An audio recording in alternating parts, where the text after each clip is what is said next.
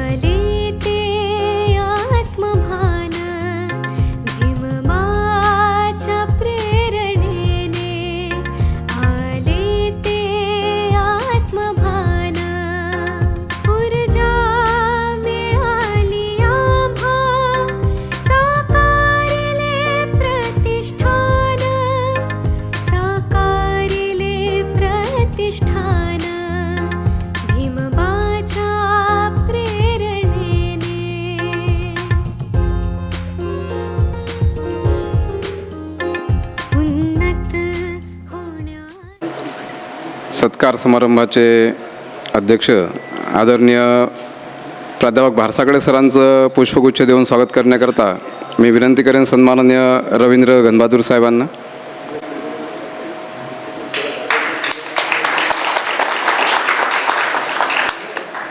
आजचे सत्कारमूर्ती सन्माननीय अनिलजी रणवीर साहेब यांचं पुष्पगुच्छ देऊन स्वागत करण्याकरता मी विनंती करेन जीवन भाऊ डिगे यांना.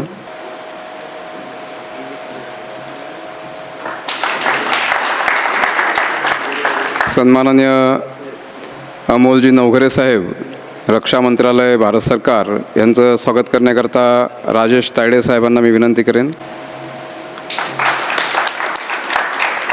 सन्माननीय अशोक इंगळे सरांचं स्वागत करण्याकरता मी विनंती करेन सन्माननीय अश्वजित शिरसाट साहेबांना.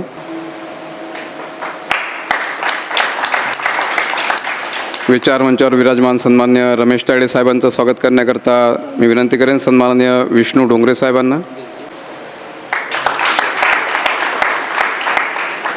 सन्माननीय गजानन भाऊ कांबळे यांचं स्वागत सन्माननीय राहुल घोडेस्वार साहेब करतील अशी मी त्यांना विनंती करतो.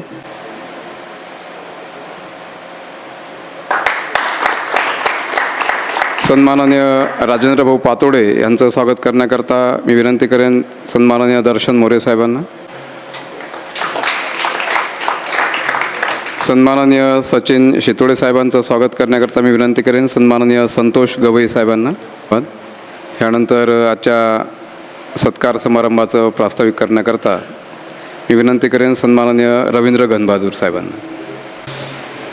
तथागत भगवान गौतम बुद्ध, महाकारुणिक बोधिसत्व परमपूज्य डॉक्टर बाबासाहेब आंबेडकर या ठिकाणी आज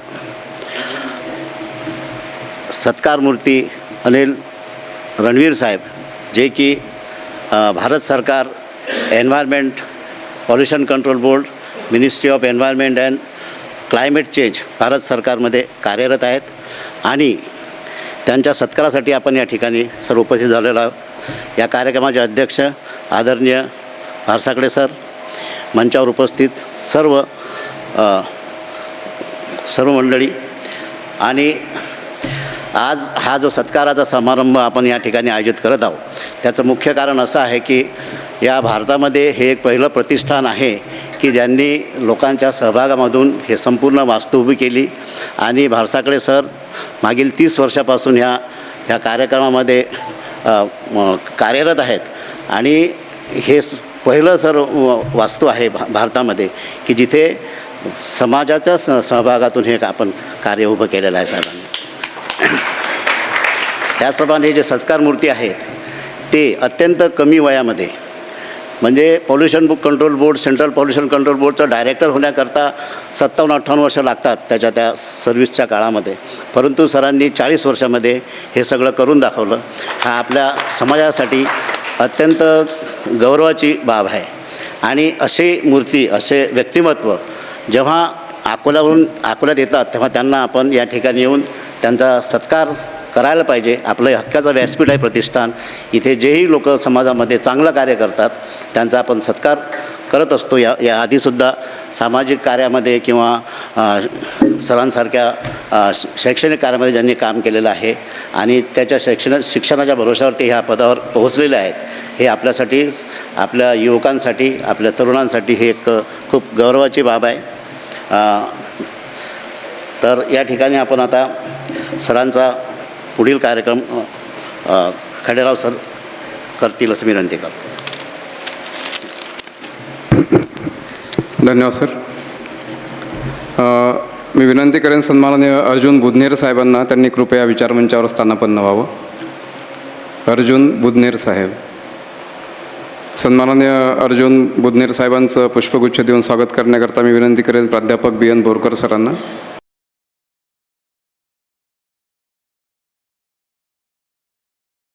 त्यानंतर आपण सन्माननीय अनिलजी रणवीर साहेब यांचा सत्कार करणार आहोत.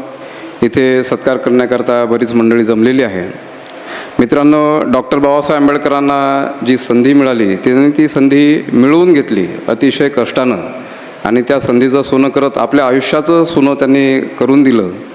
तशीच संधी सन्माननीय रणवीर साहेबांना ही मिळालेली आहे आणि निश्चितच त्या संधीचं सोनं ते करतील, कारण डॉक्टर बाबासाहेब आंबेडकरांचे आपण अनुयायी आहोत आणि त्यांनी दिलेल्या मार्गदर्शक तत्वाच्या आधारेच आपण मार्गक्रमण करत असतो. तर नक्कीच रणवीर साहेब त्या संधीचं सोनं करतील. सर्वप्रथम साहेबांचं पुष्पगुच्छ आणि शॉल देऊन सत्कार करण्याकरता मी विनंती करेन ह्या ऐतिहासिक डॉक्टर बाबासाहेब आंबेडकर बौद्धिक उत्कर्ष प्रतिष्ठानचे संस्थापक अध्यक्ष तथा पदाधिकारी, प्रतिष्ठानतर्फे हा सत्कार इथे होतो आहे. मी सन्माननीय रणवीर साहेबांना विनंती करेन की त्यांनी प्रतिष्ठानचा हा सत्कार स्वीकारावा.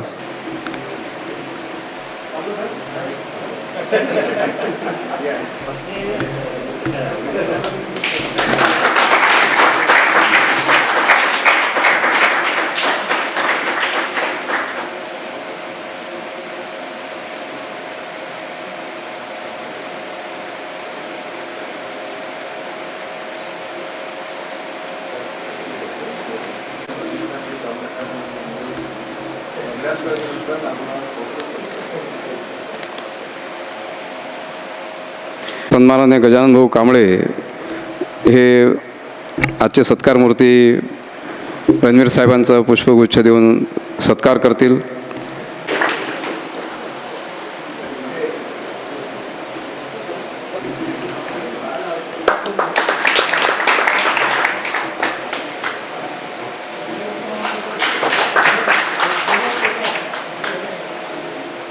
तुमचं नाव घेऊन घेतो ना.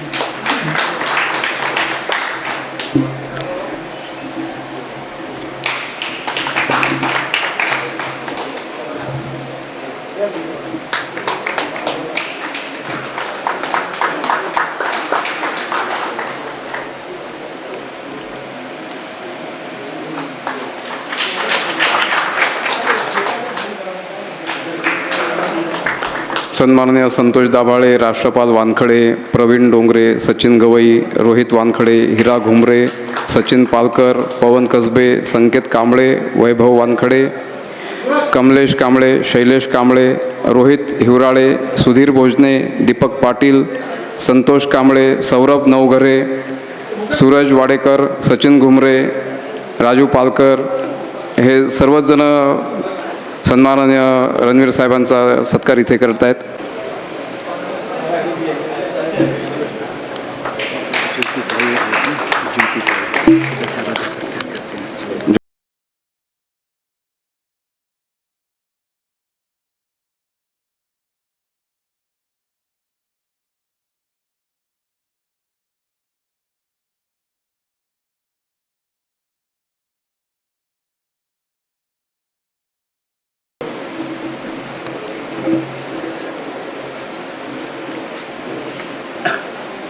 जे कुणी राहिला असेल ना त्यांना फुलं घ्यायचे आणि साहेबांचं स्वागत करायचं. यानंतर सन्माननीय ज्योतिताई खिल्लारे ह्यासुद्धा साहेबांचा सत्कार करतील.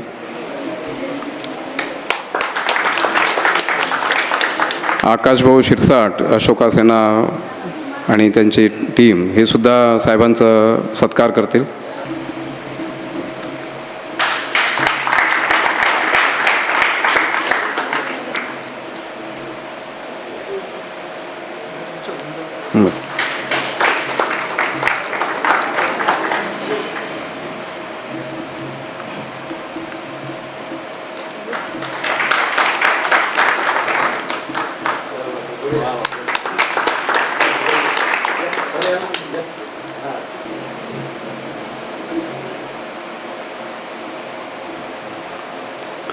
त्यानंतर सैनिक संघटनेचे अध्यक्ष विष्णू हे सुद्धा रणवीर साहेबांचा इथे सत्कार करतील.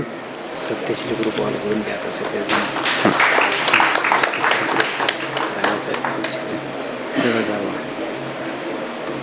सर्व ग्रुप येऊन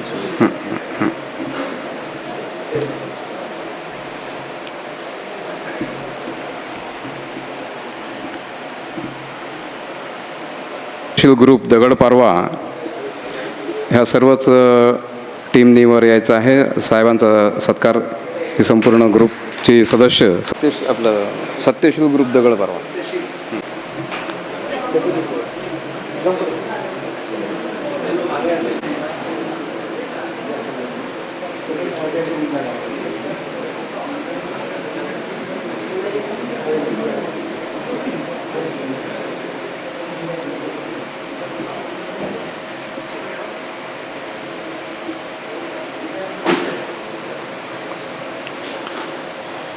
त्यानंतर धम्मपाल भाऊ कांबळे हे सुद्धा साहेबांचा सत्कार करतील.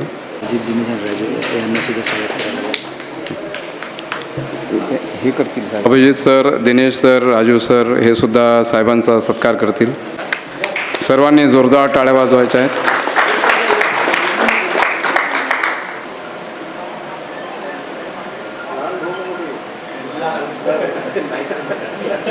सन्माननीय राजेंद्र भाऊ पातोडे हे सुद्धा सन्माननीय रणवीर साहेबांचा सत्कार करतील.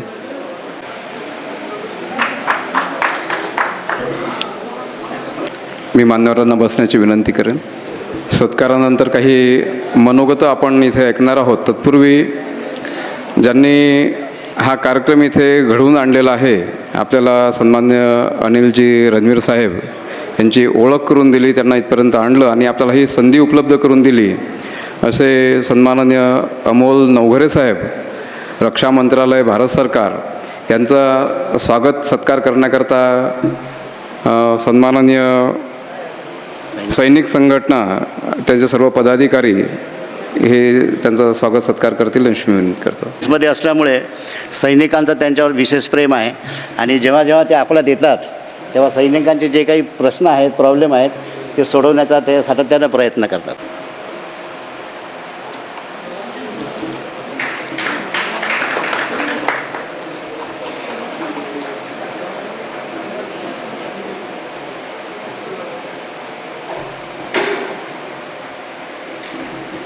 यानंतर सत्काराला उत्तर साहेब जरूर देणार आहेत. तत्पूर्वी आपण काही मनोगत इथे ऐकणार आहोत. सर्वप्रथम मी विनंती करेन गजानन भाऊ कांबळे यांना त्यांनी आपलं मनोगत इथे व्यक्त करावं.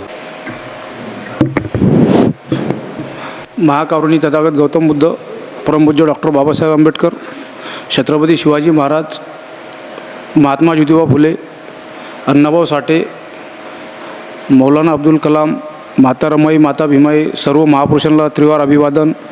आज आपल्या कार्यक्रमाला ज्यांचा आपण सत्कार करण्यासाठी सर इथं मंडळी जमलेलो आणि विशेष म्हणजे आपल्या अकोल्यामध्ये नव्हे तर महाराष्ट्रामध्ये हक्काचं स्थान म्हणणारं असंच आपलं प्रतिष्ठान आहे आणि त्याचे माननीय बालमुकुंद आपले Khaire sir, Barsagale sir, Ingale sir आणि आपले तायडे सर आणि ज्यांचा आपण सत्कार घेतलेला आहे तसे अनिल सर, रणवीर, म्हणजे एक समाजाला भूषण आहे की एवढ्या कमी वयामध्ये आज सर प्रदूषण बोर्डचे मेन हेड चीफ आहेत आणि ज्याच्यासाठी रिटायरमेंटच्या वेळेस त्या पोस्टिंगवर जातात त्याच्या पहिले सर तिथं गेले, हे म्हणजे एक समाजाला गर्वाची गोष्ट आहे. तर सरांची माझी ओळख करण्यामध्ये अमोलचा सर्वात मोठा हात आहे आणि अमोलनं सांगितलं की सर 20 तारखेला गावामध्ये येत आहेत. म्हणलं 20 तारखेला कार्यक्रम आपला पण आहे, सरांना 20 तारखेला बोलो. तर नाही म्हणे त्यांचा गावामध्ये कार्यक्रम असते त्यामुळे सर 20 तारखेला नाही देऊ शकत.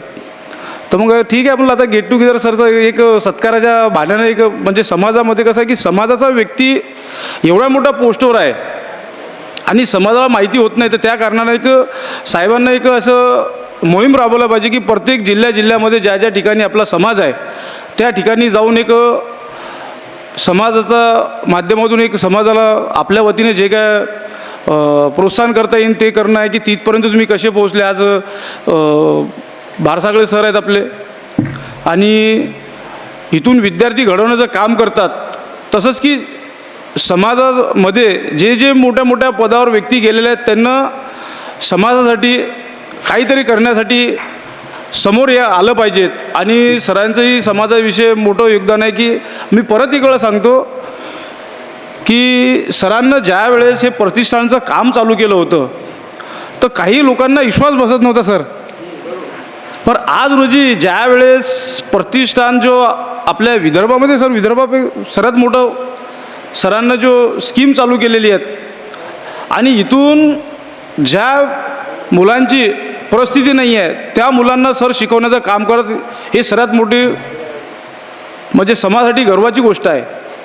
आणि आज आपण रणवीर सरांचं स्वागत घेत आहे तर एक हे सर बी एक समाजासाठी एक मोठी एक आधाराची गोष्ट आहे की आज आपल्या समाजातलं व्यक्ती एवढ्या मोठ्या पोस्टर आहेत आणि आपल्याला मालूमसुद्धा नाही आहे.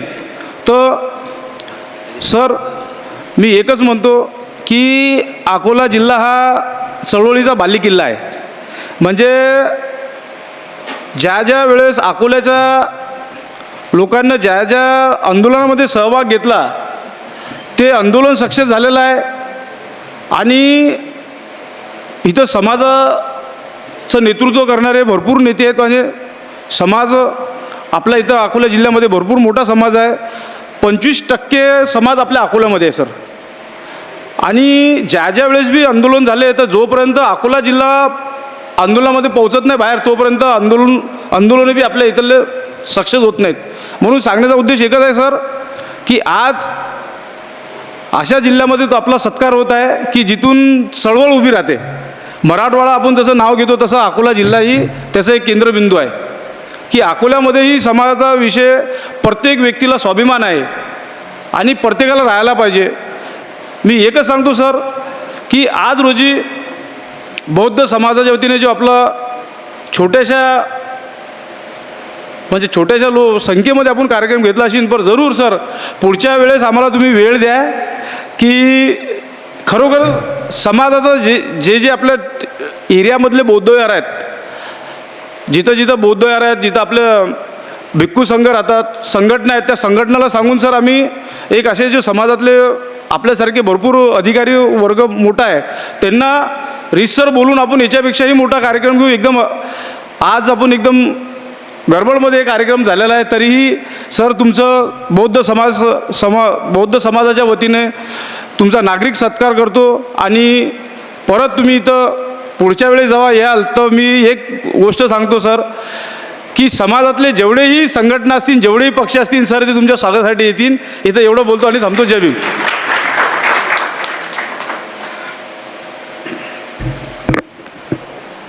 धन्यवाद दादा. ह्यानंतर मी विनंती करेन आपलं मनोगत व्यक्त करण्याकरता सन्माननीय राजेंद्र भाऊ पातोडे यांना. परिवर्तन चळवळीच्या फुले शाहू आंबेडकर विचारांना सर्वप्रथम अभिवादन करतो. आज या पवित्र वास्तूमध्ये रणवीर सरांना आपल्या सगळ्यांच्या वतीने त्यांचा नागरी सत्कार झालेला आहे. डॉक्टर बाबासाहेब आंबेडकरांनी सांगितलं होतं की मोक्याच्या जागा ज्या आहेत त्या आपण हेरल्या पाहिजे, त्यावर आपण गेलो पाहिजे. आणि त्या दोन पद्धतीने होत्या, एक तर राजकीय शक्ती असली पाहिजे आणि दुसरी प्रशासनातली असली पाहिजे. ह्या दोन्ही बाबींमध्ये समूह म्हणून जाताना, बाबासाहेब आंबेडकरांचे विचार घेऊन जाताना अत्यंत कमी वयामध्ये अधिकारी पदावर जातात, दखलपात्र होतात. आणि आपण पाहिलं की अनेक अधिकाऱ्यांचं रिटायरमेंट होईपर्यंत त्यांची समाजाशी ओळख नसते. हा पहिला अपवाद आहे की वयाच्या 40व्या वर्षी केंद्र सरकारच्या पोल्युशन कंट्रोल बोर्डमध्ये त्यांच्याकडे पोल्युशन कंट्रोल आहे, त्यांच्याकडे इंडस्ट्री डेव्हलपमेंट आहे आणि त्याचबरोबर वेस्ट मॅनेजमेंट हे 3 विभाग ते पाहतात. सायंटिस्ट एफ हे जे पद आहे ते पद त्या प्रशासनातलं अत्यंत मोठं पद आहे. रिजन वाईज त्यांच्या जबाबदाऱ्या असतात. आणि हे सगळं एवढ्या कमी वयामध्ये एका नव्या वळणावर जाताना, सायंटिस्ट म्हणून काम करताना बाबासाहेब आंबेडकरांनी ज्या पद्धतीने भाकरा-नांगल डॅम उभा केला होता, या देशातल्या इंडस्ट्रीची रचना असेल, इथल्या शेतीची संदर्भातली असेल किंवा एकूणच अर्थव्यवस्थेमध्ये जो वामनदादा सांगत होते की आमचा वाटा कुठे आहे, तो वाटा कशा पद्धतीने मिळू शकतो आणि त्यासाठी वेगवेगळ्या क्षेत्रात कार्यरत असलेल्या आपल्या समूहातल्या मोठ्या अधिकाऱ्यांनी समूहापुढे जाऊन ती सगळं मांडण्याची गरज आहे. आणि मला असं वाटते की वेस्ट मॅनेजमेंट हा विषय त्यांच्याकडे आहे आणि आता खऱ्या अर्थाने समाजातलं वेस्ट जे आहे त्याचं मॅनेजमेंट करण्याची सुद्धा जबाबदारी आपल्यावर आलेली आहे. कारण आपल्या सगळ्यांना माहीत आहे की 2014पासून या देशामधलं आरक्षण असेल, या देशाची लोकशाही असेल आणि या देशामधली एकूणच वंचित आणि आरक्षित समूहाच्या विरोधात सुरू असलेली एक मोठी चळवळ जी आहे त्याला उत्तर देण्याचं काम जर आपल्याला करायचं असेल तर ते प्रशासन, राजकारण आणि सामाजिक या तिन्ही पातळीवर एकत्र झालं तर पुढच्या काळात आपल्या समोरच्या ज्या समस्या आहेत, येणारे जे प्रश्न आहेत त्याला आपण समर्थपणे त्याला तोंड देऊ शकतो. आणि म्हणून आज जो नागरी सत्कार सरांचा इथे झालेला आहे, मी असं समजतो की अकोल्यातील ह्याची अधिकारी आणि समाज हा जोडून घेण्याची नवी प्रक्रिया सुरू झाली, ती दिल्लीपासून सुरू झाली. त्याबद्दल अमोल नवघरेंचं आवर्जून कौतुक केलं पाहिजे. इथे आलेल्या सर्व नागरिकांचं सुद्धा अभिनंदन केलं पाहिजे की आपण एक नवा पायंडा जो आहे तो या जिल्ह्यासाठी घालून दिला. पुन्हा एकदा मी सत्कार मूर्तींचं अभिनंदन करतो. ते अधिक मोठ्या पदावर गेले पाहिजे आणि त्यांच्या हातून डॉक्टर बाबासाहेब आंबेडकरांनी अपेक्षित केल्याप्रमाणे समाजसेवासुद्धा घडावी अशी अपेक्षा व्यक्त करतो. थांबतो. धन्यवाद. जय भीम. धन्यवाद दादा. ह्यानंतर आपण आजचे जे सत्कार मूर्ती आहेत सन्माननीय अनिलजी रणवीर साहेब यांचं ह्या सत्काराला उत्तर, त्यांचं मनोगत ऐकणार आहोत. मी विनंती करेन साहेबांनी आपलं मनोगत व्यक्त करावं.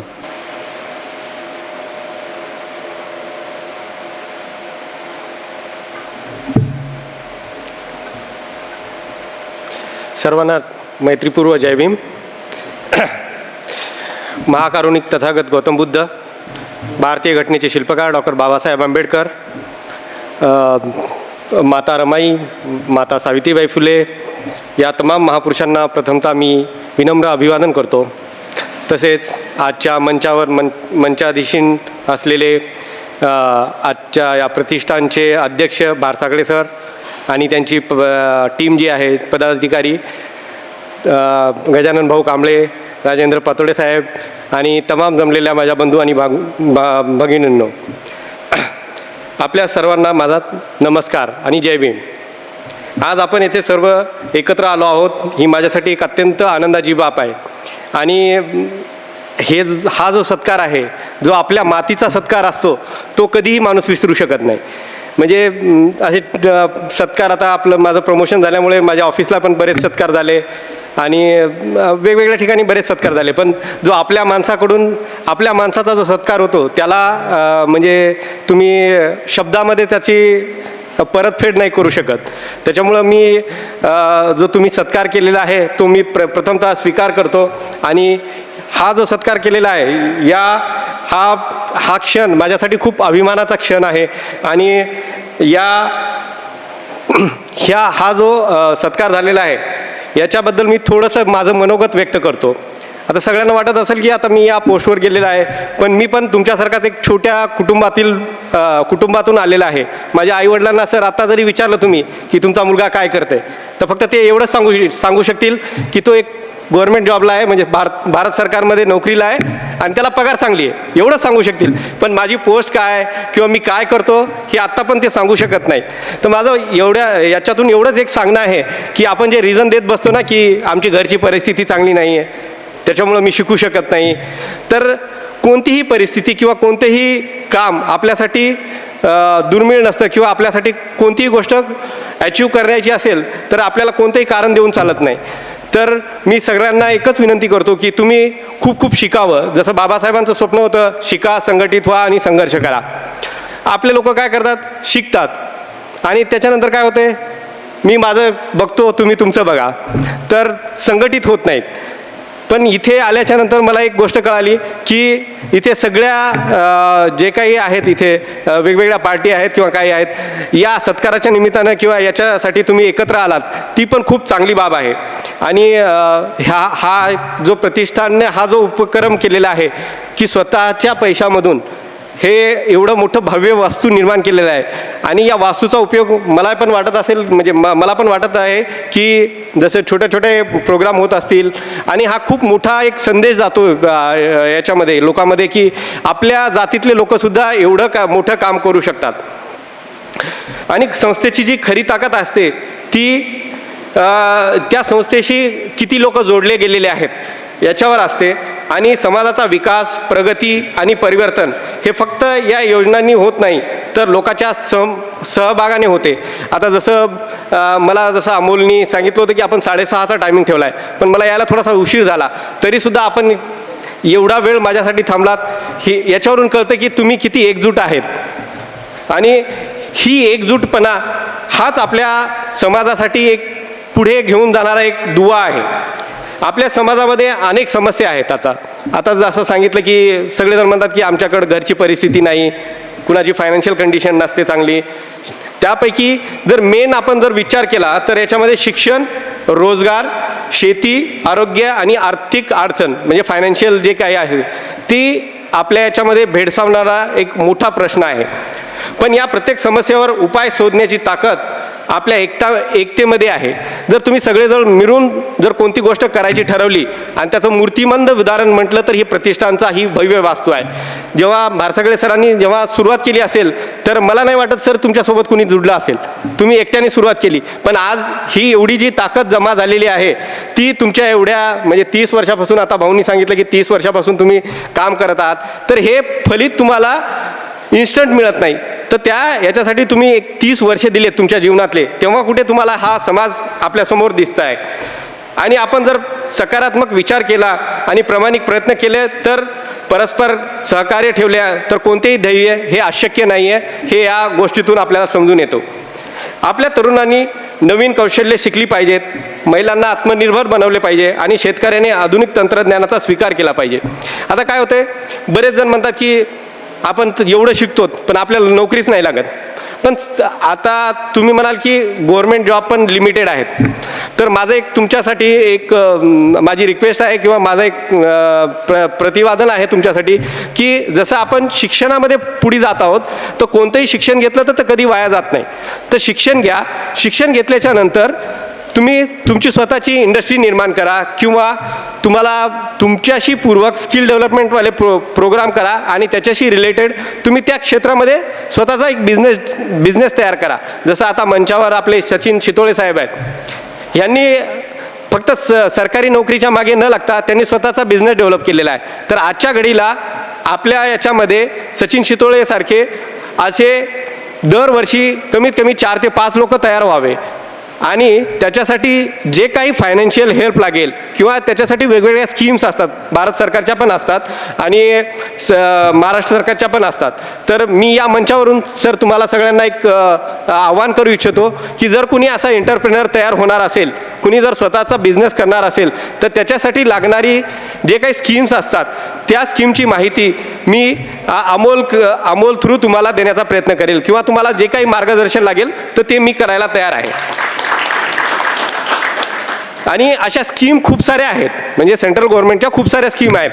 जसं venture capital for SC/ST fund, तर ही एक व्हेंचर कॅपिटल आहे, ते फक्त SC आणि STच्या लोकांनाच मदत करते, फायनान्शियल हेल्प करते. पण आपल्या महाराष्ट्रामधून फक्त आत्तापर्यंत 3 प्रपोजल गेलेले आहेत आणि हे सगळाच याचा जो काही ही आहे व्हेंचर कॅपिटलचा जो काही आहे फंड आहे, दरवर्षी सेंट्रल गव्हर्नमेंट त्याच्यामध्ये 200 करोड रुपये टाकते साहेब. तर त्या फंडला युटिलाइज करायला आपले लोक तयार नाही आहेत किंवा आपल्याकडचे प्रपोजल येत नाहीत. ह्याचा सगळ्यात जास्त उपयोग पंजाब, बिहार आणि UPवाल्या लोकांनी घेतल्या SCच्या.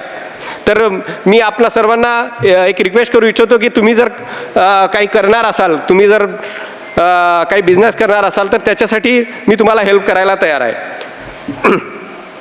आणि सगळेजण काय म्हणतात की नाही बाबा आता आपण शिक्षण करू, गव्हर्नमेंट नोकरी करू आणि आपला जीवन आरामात करू. पण तसं नसतंय. जे काही सुरू करायचं असते ते स्वतःपासून सुरुवात करायला पाहिजे. तर आता जसं गजानन भाऊनी सांगितलं की आपली जो काही आहे, आपली ताकद जी आहे तर ती त्यांनी आधी स्वतःपासून सुरू केलं. आधी आपण आपल्यामध्ये बघायचं की आपल्यामध्ये काय टॅलेंट आहे. भाऊ म्हणतात की मी हा काम करेल, तर तो काम त्यांच्यापासून त्यांनी स्वतःपासून सुरुवात केलं आणि मग तुमची म्हणजे एवढा मोठा ग्रुप तयार झाला. तसंच इथे एक सैनिकी ग्रुपसुद्धा आहे. तर या सैनिकी ग्रुपमध्ये पण सुरुवात एका माणसाने केली, पण आता त्याला बरेच जण जुडल्या गेलेले आहेत. तसंच आमच्या अमोल भाऊंने पण एक सत्यशील ग्रुप चालू केलेला आहे दगडपारवामध्ये. तर त्या सत्यशील ग्रुप चालू करण्यामध्ये त्याचा सिंहाचा वाटा आहे. त्याने जेव्हा सुरुवात केली तेव्हा तो एकटाच होता, परंतु आता जेवढे जण आले होते स्टेजवर आले होते तर हे त्याने त्याच्या स्वतःपासून सुरुवात केली आणि हा एक मोठासा एक बंच तयार केला किंवा एक ग्रुप तयार केलेला आहे. आणि हे सगळे ग्रुप जेव्हा एकत्र येतील, जसं बाबासाहेबांचं स्वप्न होतं शिकलो संघटित जर झालो आपण तर कोणतंही काम, या दुनियातलं कोणतंही काम अशक्य असं काही नाही आहे. आणि आपण जर एकत्र आलो तर आपली प्रगती कुणीही रोखू शकत नाही. त्याच्यामुळं आपण जे कारणं देत बसतो की आपल्याला हे नाही आहे ते नाही आहे, तर कारण न देता आपण पुढे चालायला पाहिजे. आपण सगळ्यांनी एकत्र यायला पाहिजे आणि जे काही आपण ठरवलेले आहे, आपले ध्येय जे काही ठरवलेले आहेत ते आपण गाठायला पाहिजे. कधी पण आपले स्वप्न जे आहेत ते कधी पण हाय लेवलला ठेवायला पाहिजे. जसं अब्दुल कलाम आहेत, APJ अब्दुल कलाम साहेबांनी सांगितलेलं आहे की जो आपण झोपेमध्ये जो स्वप्न पाहतो तो स्वप्न नसतं, पण तो स्वप्न अचीव करण्यासाठी जो धडपड करतो ते स्वप्न खऱ्यात उतरण्यासाठी जी मेहनत लागती तो जो करतो तो स्वप्न फायनल करू शकतो. तर माझं एवढंच एक सर्वांना विनंती आहे की तुम्ही पण एक उच्च ध्येय ठेवा आपल्या लाईफमध्ये आणि ते अचीव करण्यासाठी खूप हार्डवर्क करावे. मी फक्त माझं एक छोटंसं सांगतो की आता सगळ्यांना वाटतं की हा खूप हाय पोझिशनला आहे, पण हे हाय पोझिशन मिळवण्यासाठी मी खूप कष्ट केलेले आहेत. त्याच्यामुळं कोणतीही गोष्ट सहजासहजी मिळत नाही. मी याच्यासाठी खूप मेहनत केली, त्यामुळे मी आज या पोस्टला आहे. आणि मी माझ्या पोस्टविषयी थोडंसं सांगतो तुम्हाला. साहेब, ही आमची सेंट्रल पोल्युशन कंट्रोल बोर्डची सगळ्यात हायेस्ट पोझिशन आहे. संचालक ही पद सगळ्यात हायेस्ट पोझिशन आहे. आणि आपल्याकडच्या लोकांना जर आपण म्हटलं की गव्हर्नमेंटमध्ये कोणतं सगळ्यात मोठं पद असते, तर आपण काय म्हणतो?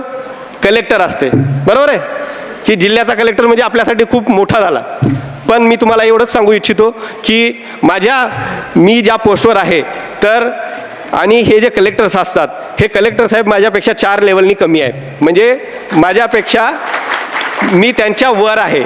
आणि जो सगळ्या इंडियामध्ये सगळ्या एन्व्हायरमेंट डिपार्टमेंट जो असते त्याचा एक हेड असते, प्रत्येक स्टेटचा, प्रत्येक याचा राज्याचा एक हेड असते. तो हेड मला रिपोर्ट करतो आणि त्या बेसिसवर आम्ही पॉलिसी मेकिंग करतो. तर माझं सगळ्यांना एकच रिक्वेस्ट आहे किंवा सजेशन आहे की आपण सर्वांनी शिक्षण तर घेतच आहोत, आपण सोबत तुम्ही बिझनेसकडे पण वळावं अशी माझी इच्छा आहे. आणि भाऊने जसं म्हणलं की 20 तारखेला, सर दरवर्षी 20 तारखेला आमच्या गावाकडची जयंती असते. माझं एक पूर्णा म्हणून गाव आहे, पूर्णा तालुक्यामध्ये एक छोटंसं गाव आहे जिथे 20 तारखेला आमची भीम जयंती साजरी होती. तर मी दरवर्षी न चुकता 20 तारखेला मी माझ्या गावात असतो. म्हणजे मला काहीही काम असलं तरी मी ते सगळं सोडून मी दरवर्षी आपल्या गावाच्या जयंतीला असतो. मी त्याच्यामुळं माझ्या नसामध्ये म्हणलात तरी चालेल, माझ्या रक्तामध्ये भीमराज आहेत. त्याच्यामुळं आणि जसं अकोला तुम्ही म्हटलात की अकोला ही एक चळवळीची एक कर्मभूमी आहे. तर माझ्याकडून जे काही लागेल भाऊ आणि सरांना, तर माझ्याकडून जे काही हेल्प होऊ शकेल ती हेल्प करायला मी तयार आहे. आणि सर्वांना माझ्याकडून डॉक्टर बाबासाहेब आंबेडकर यांच्या 135व्या जयंतीनिमित्त सर्वांना हार्दिक शुभेच्छा.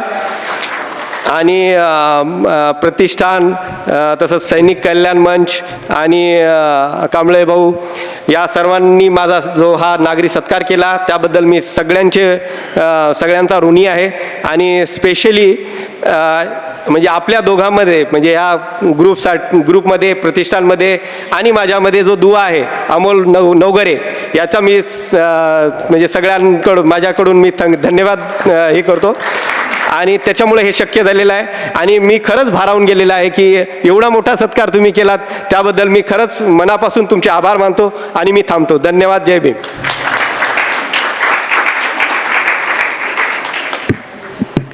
धन्यवाद सर.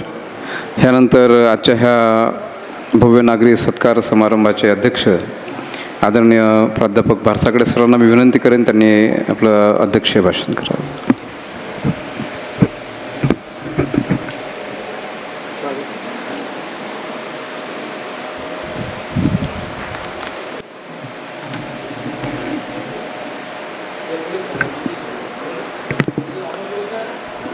महाकारुणिक भगवान गौतम बुद्ध,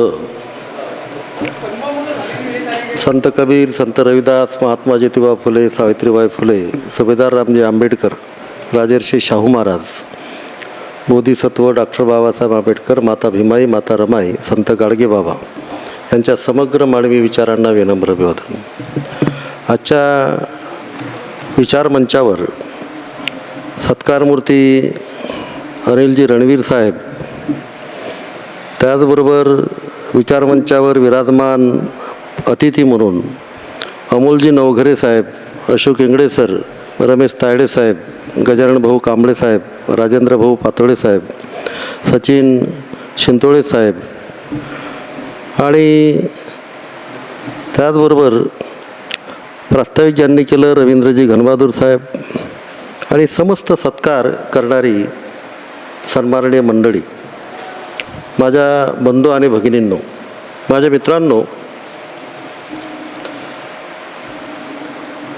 बौद्ध समाजाच्या वतीनं अनिलजी रणवीर साहेब यांचा जो आपण सत्कार या ठिकाणी घेतलेला आहे, त्या सत्काराला अत्यंत समर्पक असं उत्तर, खूप अनमोल आणि महत्त्वपूर्ण असं उत्तर रणवीर साहेबांनी दिलेलं आहे. मी रणवीर साहेबांना त्यांना माहीतच आहे, कारण ते अत्यंत तज्ज्ञ सत्कारमूर्ती आहेत. हा अत्यंत वेळेवर जो सत्कार बौद्ध समाजाच्या वतीनं नागरी सत्कार घेण्यात आलेला आहे, तर आपणाला निश्चितच नवघरे साहेब आणि रणवीर साहेब आपणाला निश्चितच कळलेला आहे की हा जो वर्ग आहे, जसे आपण कर्मचारी मंडळी समाजाचे प्रतिनिधी म्हणून नोकऱ्यांना असतो, तसा हा बसलेला जो वर्ग आहे ना, हा आपल्या संपूर्ण समाजाचा प्रतिनिधी म्हणून या ठिकाणी उपस्थित आहे. एक व्यक्ती सामान्य शब्द वाक्य वापरतो, एक व्यक्ती हजाराला भारी आहे. समाजामध्ये सामाजिक वातावरण तेवत कसं राहील आणि त्या वातावरणाची ऊब समाजाला कशी मिळेल, अशा प्रकारचे प्रयत्न करणारी ही तमाम मंडळी आहे.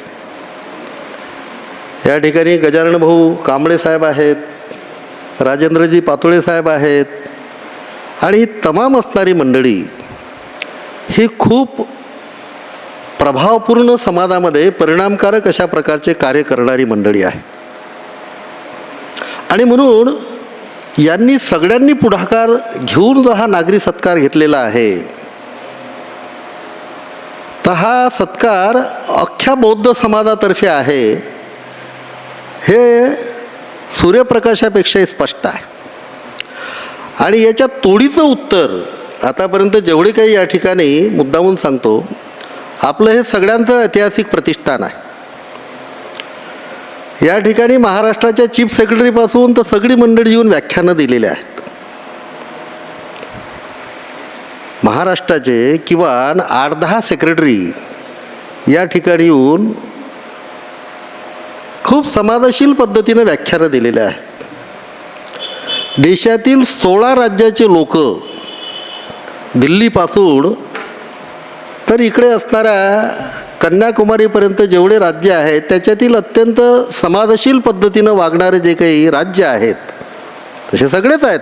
बुद्ध बाबासाहेबांच्या विचारानंच वागावं लागते. पण आतापर्यंत 50-50, 100-100च्या जथ्यांनी स्वतंत्रपणे आपल्या ऐतिहासिक प्रतिष्ठानचा अभ्यास करायला 16 राज्याचे लोक येऊन गेलेले आहेत. गोव्याला 12 राज्याच्या लोकांनी कॉन्फरन्स घेतली आणि त्या ठिकाणी प्रतिष्ठानला पाचारण केलं की हे प्रतिष्ठान जे आहे हे कसं काय उभं राहू शकतं. हे मुद्दामून आपल्याला एक पुसटशी कल्पना धावती माहिती व्हावी म्हणून मी आपणाला सांगत आहो. डॉक्टर बाबासाहेब आंबेडकर म्हणतात की जो समाज गरीब असेल तो बौद्ध होऊ शकत नाही. कलकत्त्याच्या महाबोधी सोसायटीला आषाढ पौर्णिमा 1950ला डॉक्टर बाबासाहेब आंबेडकरांना भारतीय बौद्ध महासभा कलकत्ता यांनी विनंती केली की आम्ही एक विशेषांक काढत आहोत, त्याच्यासाठी बाबासाहेब एक लेख पाठवा.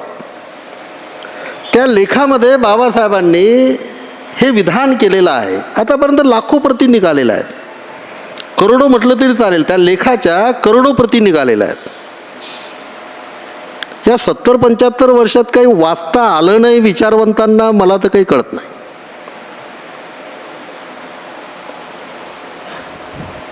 जी व्यक्ती, जो परिवार, जो समाज गरीब असेल तो बौद्ध होऊ शकत नाही. हे 1950चं बाबासाहेबांचं विधान आणि संविधानाचा अंमल झालेला होता, इम्प्लिमेंटेशन करणं सुरू झालेलं होतं. तेव्हा डॉक्टर बाबासाहेब आंबेडकर जर हे विधान करतात आणि 56ला आपल्याला धम्म देतात, तर याचा अर्थ डॉक्टर बाबासाहेब आंबेडकरांना पक्क माहीत होतं की हा जो समाज धम्म स्वीकारणार आहे तो दरिद्री समाज आहे, म्हणजे गरिबीपेक्षाही खाली उतरलेला समाज आहे.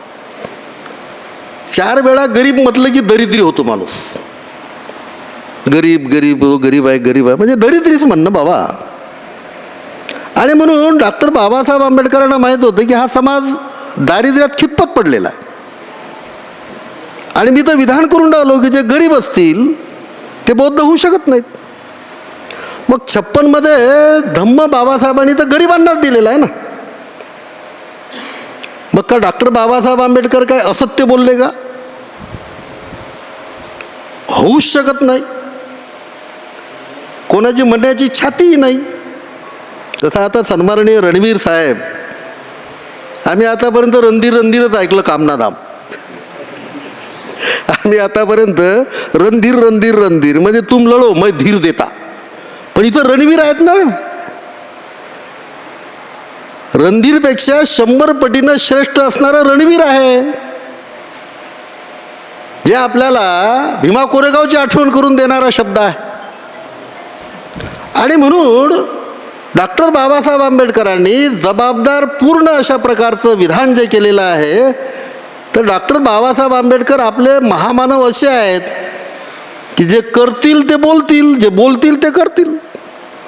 आणि म्हणून या विधानासोबतच डॉक्टर बाबासाहेब आंबेडकरांनी आरक्षणाची तरतूद केली. नंबर 1, मी सांगितलं संविधानाचा अंमल झालेला होता, म्हणजे आरक्षणाची तरतूद केली. नंबर 2, या विधानाबरोबरच त्याच्यापूर्वी डॉक्टर बाबासाहेब आंबेडकरांनी आरक्षणधारी वर्गाला एक प्रकारे नम्र आदेश दिला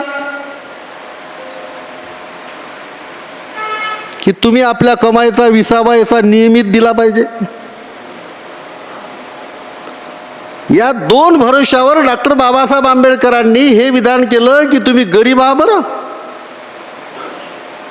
तुम्ही बौद्ध होऊ शकणार नाही, पण बौद्ध व्हायचं असेल तर या 2 गोष्टीचं पालन तुम्ही केलं पाहिजे. आणि तिसरी गोष्ट तर संविधान सभेच्या अंतिम भाषणामध्ये बाबासाहेबांनी उल्लेखच केला. ते विधान महत्त्वाचं. पुन्हा तिसरं, आता या 3 पैकी कोणते विधानं यशस्वी होऊन राहिले किंवा यशस्वी झाले हा आपल्या चिंतनाचा विषय आहे, हा आपल्या अभ्यासाचा विषय आहे. तर संविधान सभेच्या अंतिम सभेमध्ये डॉक्टर बाबासाहेब आंबेडकरांनी विधान केलं की सत्ताधाऱ्यांनी या संविधानाच्या अंमलत्वाच्या आधारावर कमीत कमी कालावधीमध्ये देशामध्ये सामाजिक समानता आणि आर्थिक समानता आणली पाहिजे. म्हणजे 3 ठिकाणावरून डॉक्टर बाबासाहेब आंबेडकरांनी हा मोर्चा प्रारंभ केला. याच्यापैकी 2 जबाबदाऱ्या समाजावर टाकल्या. आरक्षणधारी वर्ग हा एक वर्ग, आणि दुसरा आदेश दिला की तुम्ही गरिबीत राहू नका, लवकर बाहेर पडा तर बौद्ध होऊ शकाल. आणि तिसरी ऊब दिली सत्ताधाऱ्यांना, एक प्रकारे इशारा दिला की संविधान चांगलं आहे तेव्हा कळेल की तुम्ही या देशामध्ये जी विषमता आहे सामाजिक आणि आर्थिक, ती नष्ट करण्यासाठी सत्ताधाऱ्यांनी कंबर कसली पाहिजे, या संविधानाचा उपयोग केला पाहिजे. 1950 पासून आतापर्यंत कुठेही असणारी सामाजिक समानता आणि आर्थिक समानता आपल्याला दूर दूर दिसत नाही. आणि म्हणून डॉक्टर बाबासाहेब आंबेडकरांचा आपल्याला सगळ्यांना माहीत आहे की डॉक्टर बाबासाहेब आंबेडकरांची चळवळ ही पर्यायवाची आहे.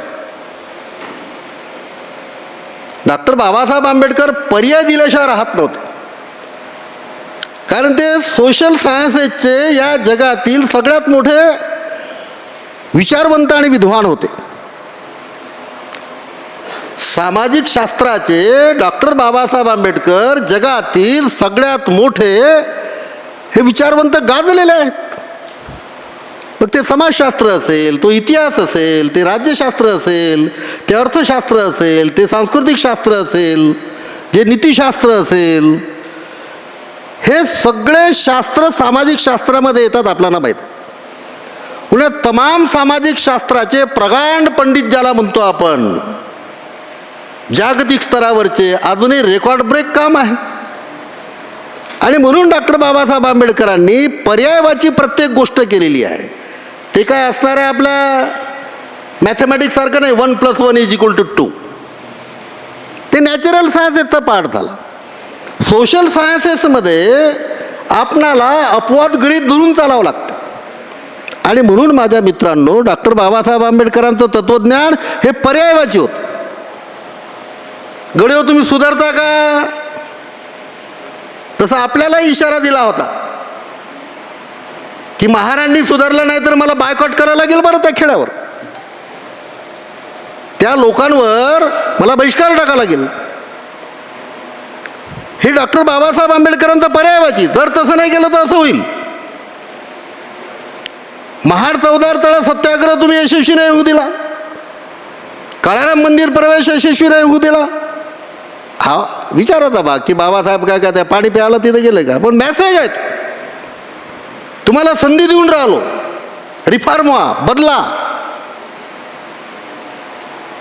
नाही बदलत, पर्याय निवडला. येवल्याला घोषणा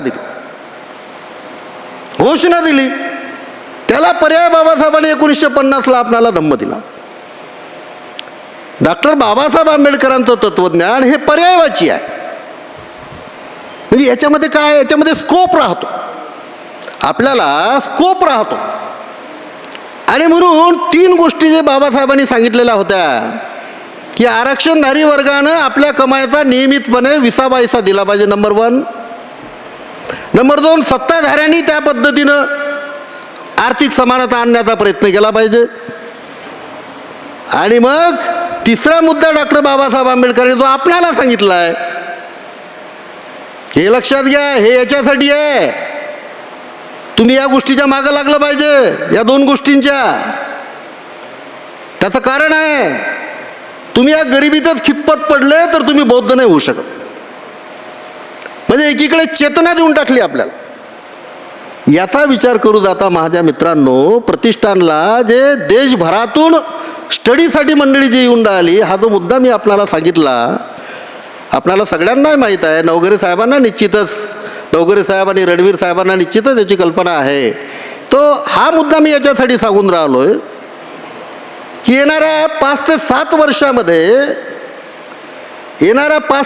वर्षामध्ये स्वतःच्या घामाचा असणारा पैसा, त्याला पैसा अडवा पैसा मुरवा म्हणतो आपण, पाणी अडवा पाणी जिरवा. तर डॉक्टर बाबासाहेब आंबेडकरांचं लिटरेचर आणि चळवळ ही समाजाचा पैसा प्रतिगाम्याकडे जाणारा अडवा आणि तो समाजामध्ये मुरवा. त्याचा 4 वर्ष प्रतिष्ठाननं स्टडी केला. 4 वर्ष स्टडी केला. हे ध्यानात आलं 2000 ते 2004 पर्यंत आपण जो स्टडी केला, जर आम्ही आमच्या कमाईचा आरक्षणधारी वर्गासह अन्य जागृत वर्ग जर 20वा हिस्सा नियमितपणे दिला असता, समजलं का नाही? उच्च शिक्षण घेतलं नाही का? कोणाकडे द्याव का नाही द्याव, कशासाठी द्याव, का द्याव? बाबासाहेबांनीच तर स्कॉलरशिप दिली, शिक्षण दिलं, सगळं दिलं. हे कपडेही बाबासाहेबांचेच आहेत. म्हणतो ना आपण, बाबासाहेब तुमच्यासाठी जीव देतो. एक प्रकारे बाबासाहेब म्हणतात, जीव कशाला देतो? 20वा हिस्सा देतो, हा जीवच देतो. पण जर दिला असता तर 2004चा स्टडी, महाराष्ट्राचा स्टडी केला.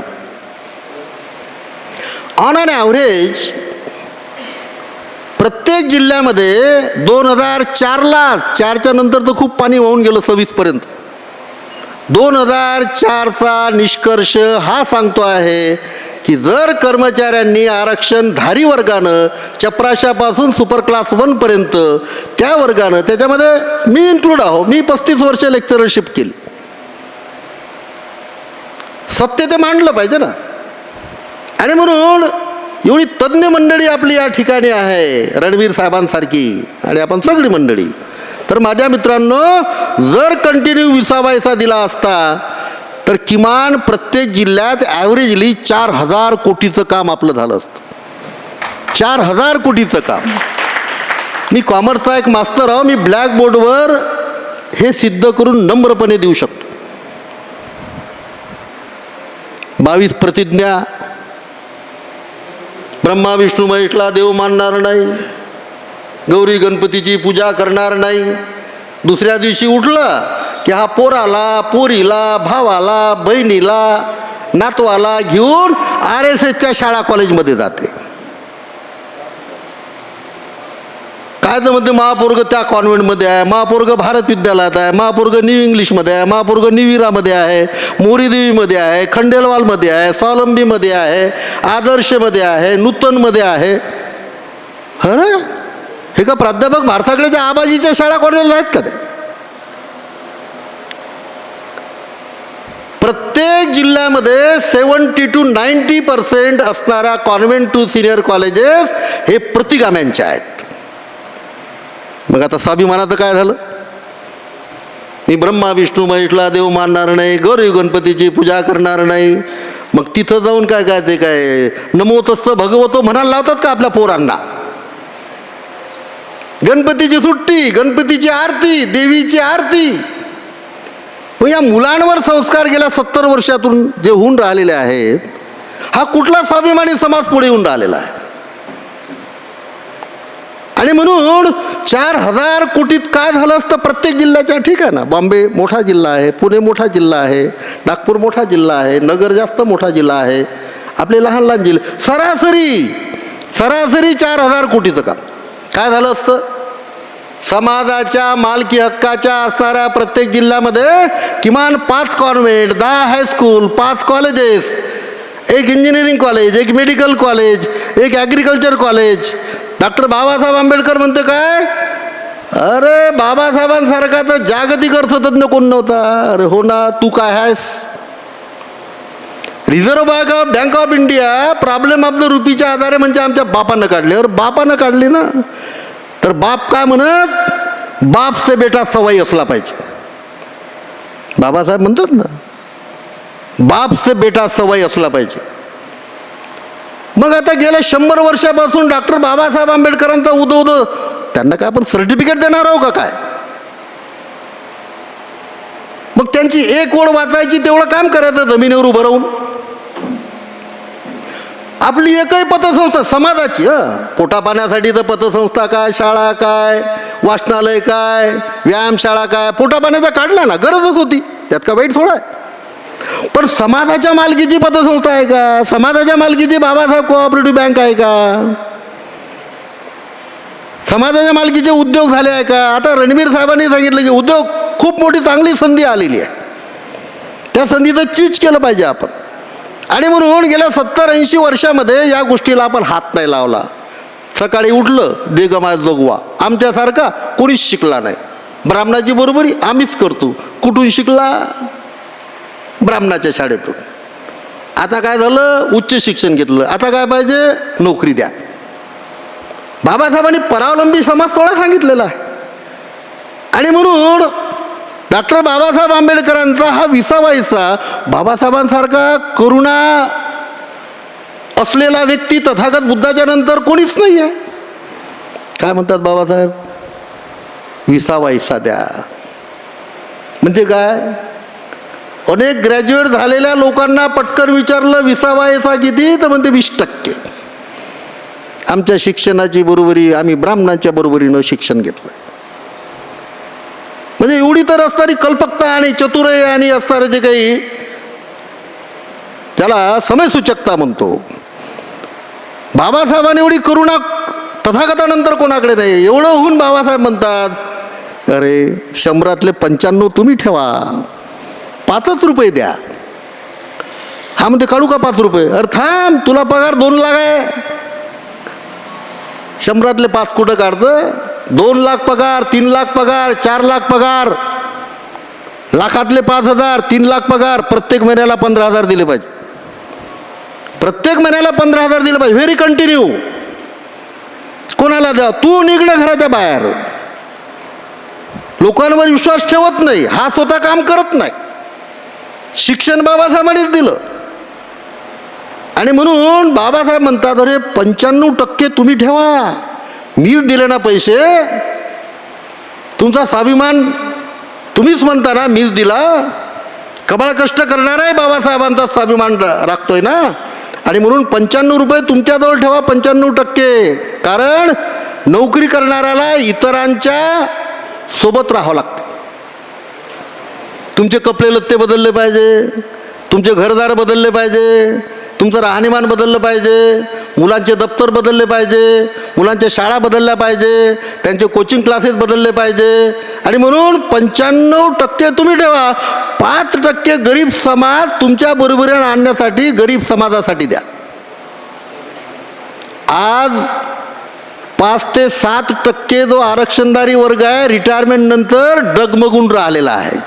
जागच्या जागी पाय लटलट कापून राहिले आफ्टर रिटायरमेंट. कारण मुलाचे लग्न राहिले, मुलीचे लग्न राहिले, नोकरीचा प्रॉब्लेम आहे, आरक्षण संपून राहिलेलं आहे.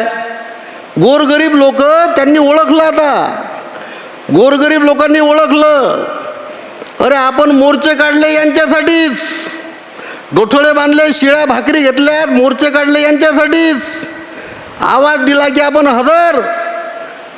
अरे गंमत अशी झाली की आता लक्षात आलं की यांनी काय केलेलं आहे.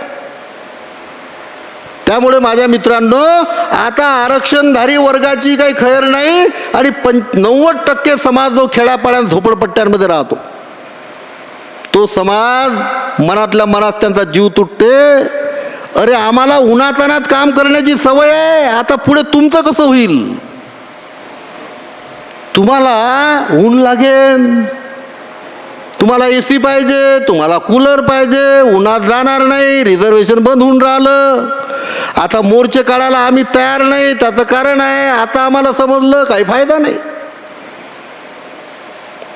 आणि म्हणून माझ्या मित्रांनो, आज देखील आपण 10, 15, 20 वर्ष आपल्या हातात जे आहेत, कमाईचा 20वा हिस्सा जर आपण देण्याचा प्रयत्न जर व्हेरी कंटिन्यू केला, आपल्यावरच विश्वास टाकायचा ना हो. तर 10-15 वर्षामध्ये महाराष्ट्राचा आपला समाज आपण सुजलाम सुफलाम करू शकतो. गरीब असलेला वर्ग हा बौद्ध होऊ शकत नाही. मग गरिबीचं निर्मूलन करायला उपाय काय?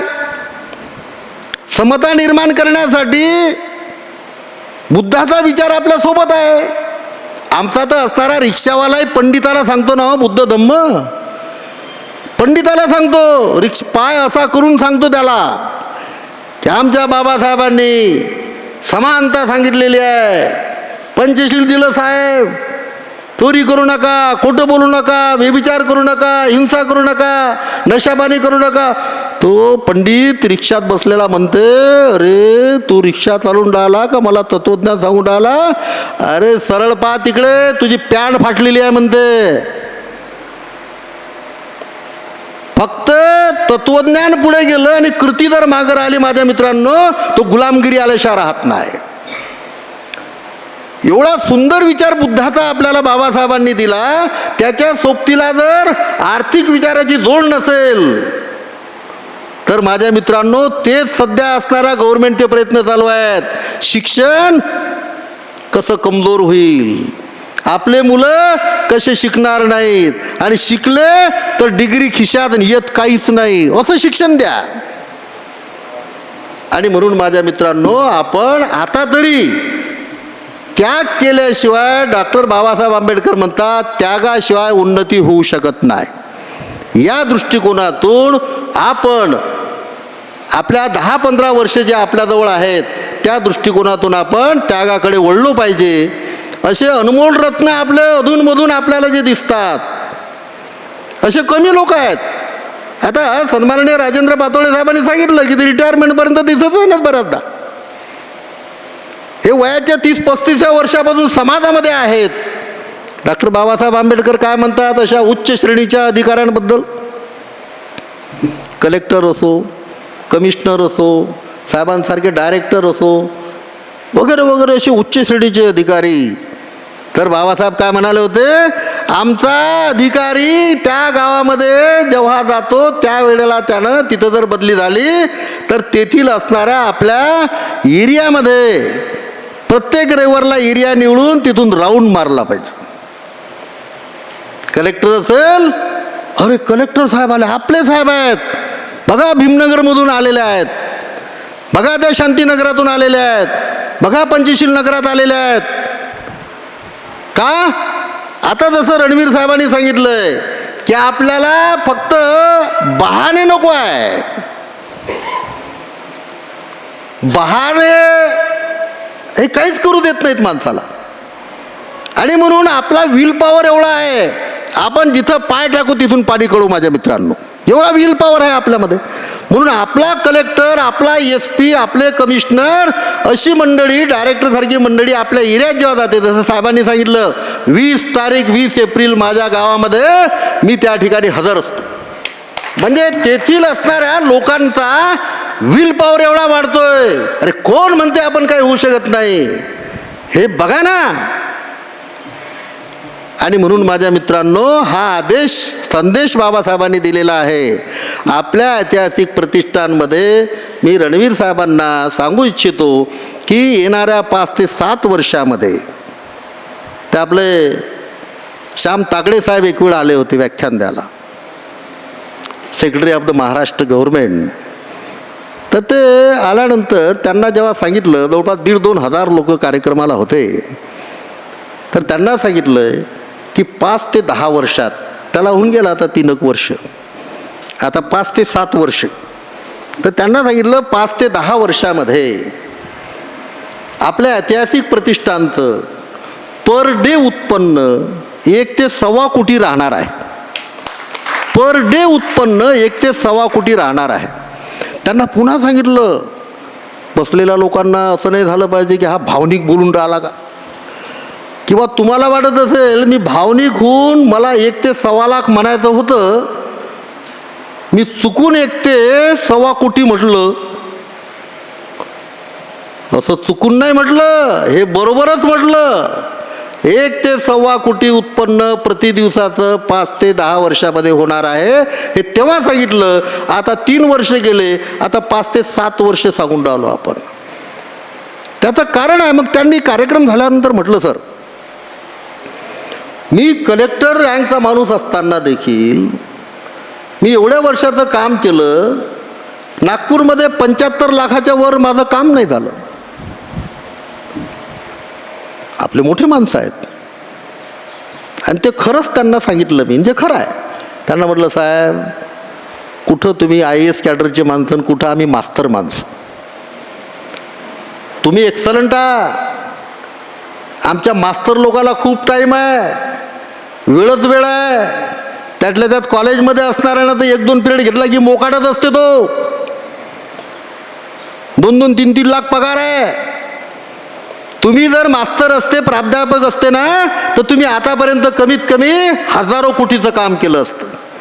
तुम्हाला वेळ कुठं आहे? आता तुम्हाला फोन आला तर पळावं लागते, तुम्हाला वेळ नाही आहे. त्यामुळे ती खंत असण्याचं काम नाही. मग त्यांनी सांगितलं की मला समजावून सांगा कसं पॉसिबल आहे. माझ्याकडे आर्थिक तज्ज्ञ नागपूरला जे लोक आहेत त्यातले मी 5 लोक पाठवतो, इथं पाठवतो, त्यांना समजावून सांगा. ते आल्यानंतर त्यांना सांगितलं, आणि त्यांनी इथूनच फोन केला तागडे साहेबांना की साहेब हे करेक्ट आहे आणि हे खूप सोपं काम आहे. मग म्हणत काय प्रॉब्लेम आहे? म्हणत याच्यात मेहनत जास्त आहे.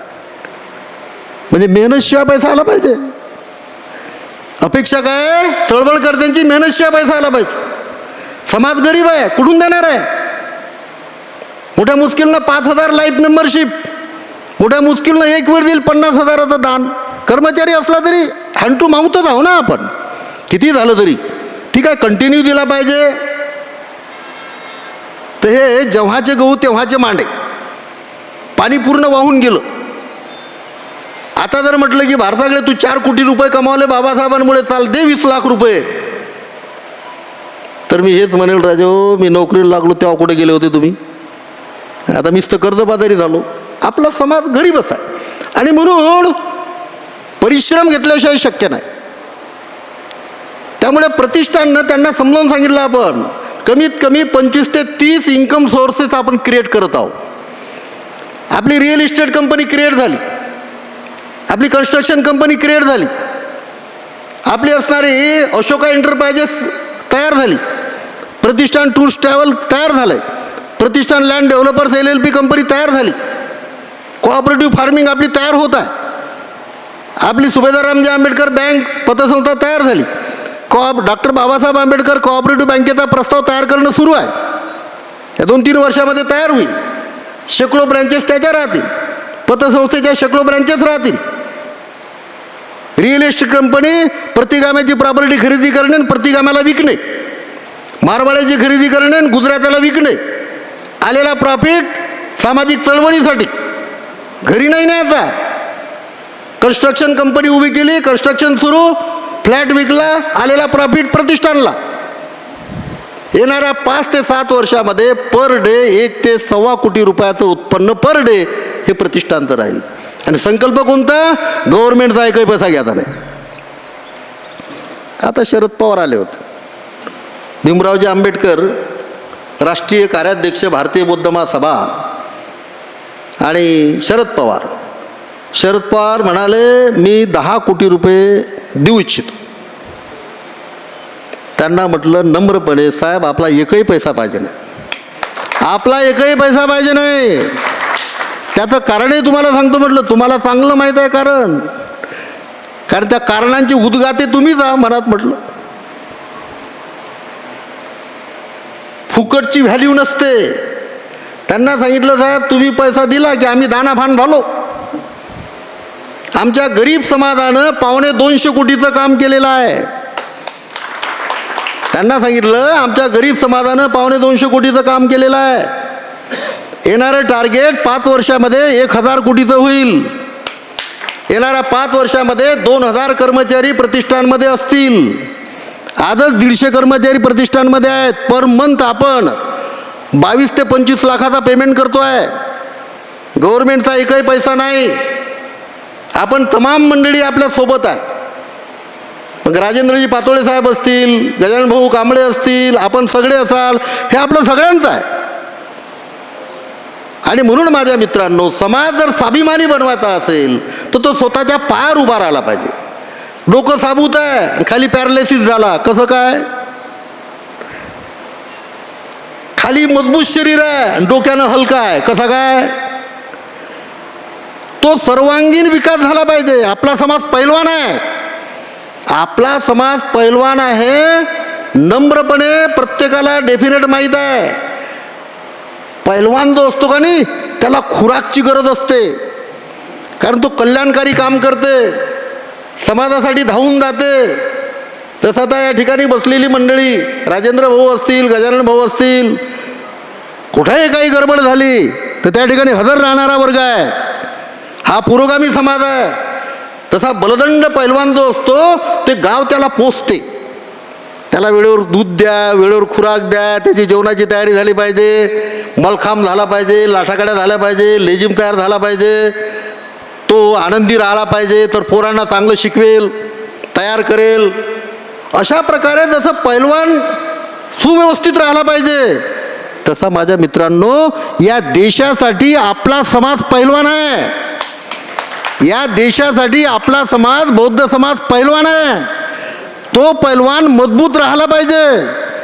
म्हणजे त्याची शरीरयष्टी चांगली राहिली पाहिजे, तर आर्थिक स्थिती चांगली राहिली पाहिजे, तर डोकं चांगलं राहिलं पाहिजे. म्हणून शिक्षणाची सोय, आर्थिकतेची सोय ही जर असली तर मग तेव्हा अन्य समाज म्हणेल अरे आपण दगडांच्या पूजा करत बसलो, आपण कर्मकांड करत बसलो, अंधश्रद्धा पाळत बसलो.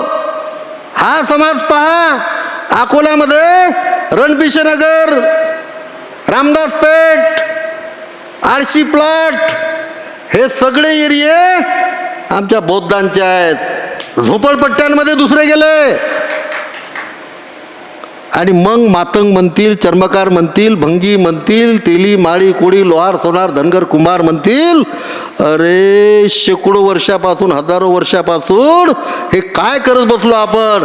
हा समाज बघा आर्थिक, शैक्षणिक, शारीरिक, मानसिक, सांस्कृतिक दृष्टिकोनातून पुढे गेलेला आहे. या आधारावर बाबासाहेबांनी म्हटलं भारत मी बौद्धमय करीन, भारत मी बौद्धमय करीन. का बाबासाहेबांना माहीत नव्हतं का की 56पर्यंत करू शकतो का आपण? बाबासाहेबांनी आदेश दिला की तुम्ही कमाईचा त्याग केला पाहिजे, धम्म तुमच्या सोबत आहे. एवढा दांडगा विचार, मानवतावादी विचार अन्य कोणाकडेच नाही आहे. तसं मी सांगितलं रिक्षावाला देखील पंडिताची बरोबरी करून राहिला, पण एका झटक्यात त्या पंडिताने म्हटलं चड्डी फाटलेली आहे, पुढे चाल. आणि म्हणून माझ्या मित्रांनो आपण ताबडतोब आता सत्ताधारी जी मंडळी आहे ती कशा प्रकारे एखाद्या मांजरेनं कसं एखादं पिल्लू पकडावं आणि खेळवत खेळवत खेळवत खेळवत सोडायचं, पकडायचं, सोडायचं, पकडायचं, मरू द्यायचं नाही, जगवायचं नाही, अशा प्रकारे सत्ताधाऱ्यांनी देशाची सत्ता हातात घेतलेली आहे. त्यांच्याकडून अपेक्षा करणं आता योग्य नाही. आणि म्हणून आपल्या असणाऱ्या रोगापेक्षा इलाज जालिम ठेवला पाहिजे. आपण खुसकीच्या मार्गाने आपला सैनिक पुढे काढलं पाहिजे. या पद्धतीनं माझ्या मित्रांनो आपण आर्थिक शैक्षणिक आपल्या बलबुत्यावर आपण पुढे जाऊ शकतो. एवढा सुंदर आदर्श समाज आपला आहे आणि त्या आदर्श समाजामध्ये अशा प्रकारचे रणवीर साहेबांसारखे नररत्न आपल्याजवळ आहेत. म्हणून त्यांच्या असणाऱ्या विचारांचा एक आदर निश्चितपणे समाजाला भूषणावा आहे.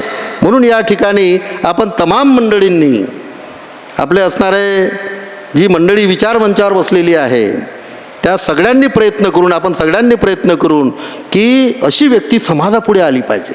समाजाला त्याच्यापासून ऊब मिळते, प्रेरणा मिळते, इच्छाशक्ती दांडगी होते. Yes I can do this असा प्रत्येक व्यक्ती म्हणेल. हे साहेबांनी सांगितलं सध्या देखील. आणि म्हणून त्यांची प्रेरणा आपल्या समाजाला निश्चितच फलदायी आहे एवढं सांगतो. आणि आपला खूप टाईम घेतला, परंतु रणवीर साहेबांना कधी वेळ मिळेल आता पुन्हा येण्याचा, त्यामुळे अख्खं प्रतिष्ठान कसं समजावून सांगता येईल शॉर्टमध्ये. आतापर्यंत या पद्धतीनं रणवीर साहेब कमीत कमी 40,000 डेमो आपण दिलेल्या आहेत. सध्या देशातील सगळ्यात मोठी लाईफ मेंबर असणारी आपली संस्था आहे बौद्ध समाजाची. 7,500 लाईफ मेंबर याच्यामध्ये आहेत. 7,500 लाईफ मेंबर आहेत. आणि अजून एक वाक्य उच्चारतून थांबतो. अजूनही कर्मचारी वर्गापेक्षा आरक्षणधारी वर्गापेक्षा जे आरक्षणामध्ये येत नाहीत त्यांची संख्या जास्त आहे. पण आपला समाज आहे, आज ना उद्या कळणार आहे सगळं. त्यामुळे कोणाला अनिष्ट म्हणायचं नाही, हा प्रतिष्ठानचा संकल्प आहे. ज्यांना आज दिलेले 10,000 उद्या परत मागितले त्यांना चांगलं म्हणत राहायचं सगळ्यांना. तर 3 वर्षानंतर अशांनी 8-8 लाख रुपये दान दिलं आहे माझ्या मित्रांनो. आज दिलेले 10,000 उद्या परत मागणाऱ्यांनी देखील आपण संयम ठेवल्यामुळे एखाद्या वर्षामध्ये त्यांनी 8-8, 10-10 लाख रुपये डोनेशन आणून दिलेलं आहे. आपला समाज उत्तम आहे. आणि इतरांचं आपल्याला चालत नाही, इतरांचं चालले नाही. अहो गव्हर्नमेंटचं चालत नाही तर इतर भांडवलदारण हे कसं काय चालणार आहेत. आणि म्हणून माझ्या मित्रांनो हे आपलं प्रतिष्ठान आहे. मी राजेंद्रजी पातोळे साहेबांना, कांबळे साहेबांना आणि सगळ्यांना आपण सांगतोय अशा प्रकारचे उत्तम दर्जाचे जे कार्यक्रम असतील, ते शैक्षणिक असतील, सांस्कृतिक असतील, सामाजिक असतील, वैचारिक असतील, ते कार्यक्रम आपण बिलकुल आदेश द्यावा. हे आपलं प्रतिष्ठान आहे, आपण या ठिकाणी संपन्न करावे अशी आपणाला एक नम्रपणे विनंती करतो आणि थांबतो. जय भीम. पुनश्च साहेबांचं अभिनंदन करतो.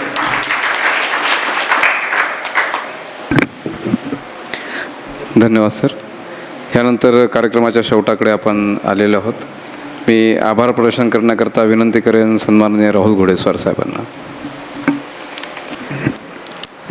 समस्त क्रांतिकारी महापुरुषांना आजच्या या बौद्ध धम्म संस्कार सभागृहामध्ये विनम्र अभिवादन.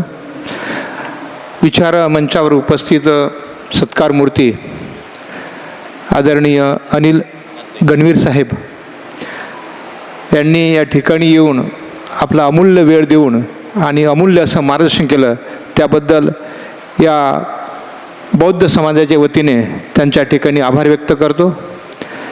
या सत्कार समारंभाचे अध्यक्षस्थान ज्यांनी स्वीकारलं ते ऐतिहासिक बौद्धीय बाबासाहेब आंबेडकर बौद्ध उत्कृष्ट प्रतिष्ठानचे अध्यक्ष आदरणीय भारसाळकर सर यांनीसुद्धा अत्यंत असं मार्गदर्शन केलं, बहुमोल मार्गदर्शन केलं. त्यांचेसुद्धा या ठिकाणी आभार व्यक्त करतो. प्रमुख अतिथी म्हणून लाभलेले आपल्याला गजाननभाऊ कांबळे साहेब, राजेंद्रभाऊ पातोंडे साहेब, सचिन शितोडे, रमेश तायडे साहेब, अशोक इंगळे सर आणि उपस्थित सर्व विचारमंचावर आमंत्रित पाहुणे यांच्या ठिकाणी उपस्थित राहतात त्यांचा आभार व्यक्त करतो. ज्या ज्या लोकांनी या ठिकाणी रणवीर साहेबांचं स्वागत केलं त्या सर्वांचं या ठिकाणी आभार व्यक्त करतो. तसेच ज्यांनी प्रास्ताविक केलं आपले घनबहादूर साहेब त्यांचंसुद्धा या ठिकाणी मी या बौद्ध समाजाच्या वतीने त्यांचा मी आभार व्यक्त करतो. उपस्थित सर्व ठिकाणी उपस्थित राहून सगळ्या विचारवंतांचं आपण या ठिकाणी एक आवाहन म्हणा किंवा एक विचार म्हणा ग्रहण केलं, त्यानिमित्त आपलेसुद्धा या ठिकाणी आभार व्यक्त करतो. आणि या कार्यक्रमाचं अध्यक्षाच्या परवानगीने आजचा हा कार्यक्रम या ठिकाणी संपला असे जाहीर करतो.